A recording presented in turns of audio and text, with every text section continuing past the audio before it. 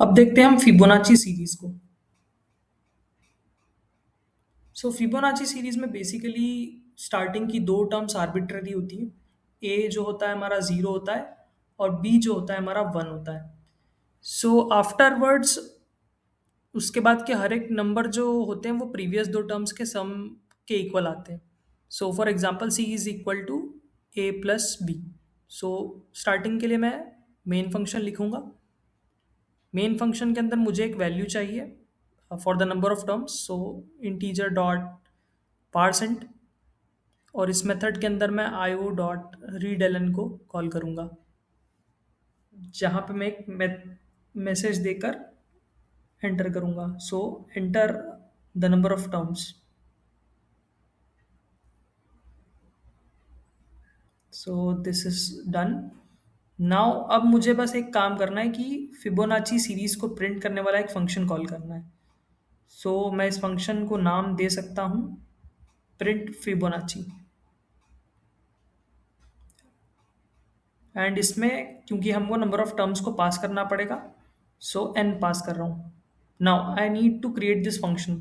सो मैं ऊपर की तरफ एक प्रिंट फिबोनाची फंक्शन को क्रिएट करता हूँ।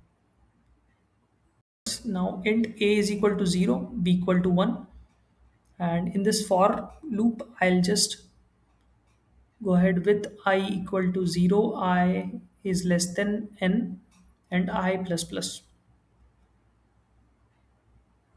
Now io dot print ln, or let's just go with print so that नई लाइन प्रिंट नहीं होती। Then a plus space. So एक ही लाइन में मुझे सारी टर्म्स मिल जाएंगी with space. And int sum is equal to A plus B, so that sum जो होगा हम बी में डाल देंगे। So A is going to be B and B is going to be the sum. This is the basic logic for Fibonacci.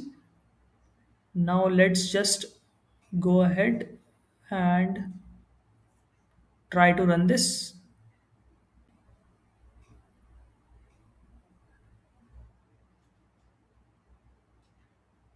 Okay, it is compiled.